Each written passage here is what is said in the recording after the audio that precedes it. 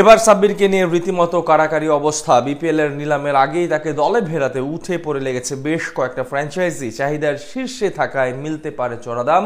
সাব্বিরকে নিয়ে এমন কাড়াকাড়ি আর তার কারণ নিয়ে বিস্তারিত জানবো রিপোর্ট।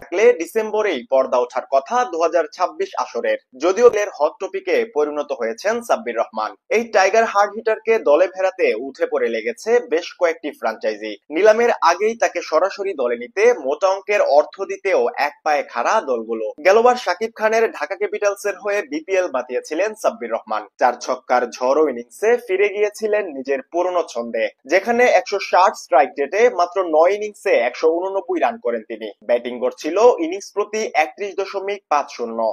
এমনকি ঢাকার হয়ে একটি 82 রানের রেকর্ড গড়া ইনিংসও উপহার দিয়েছিলেন। তাছাড়া 9 ইনিংস মিলিয়ে তার ব্যাট থেকে আসে 18টি ছক্কা। সাব্বিরের এমন রূপ দেখে অনেকেই ভেবেছিলেন হয়তো আবারও জাতীয় দলে ব্যাক করবেন এই টি-20 স্পেশালিস্ট, তবে তার হয়নি।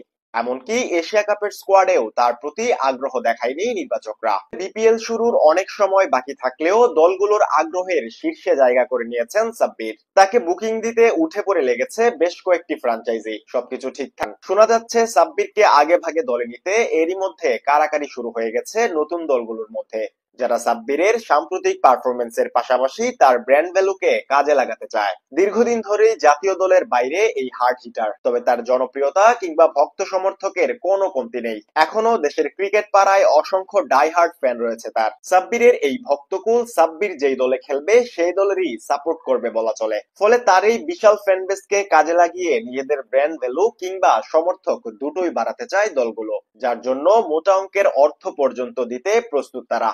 সাব্বিরকে নিয়ে এমন কাড়াকাড়ি প্রমাণ করে এখনো চাহিদার শীর্ষে রয়েছেন তিনি। তাছাড়া সূত্র বলছে বেশ কয়েকটি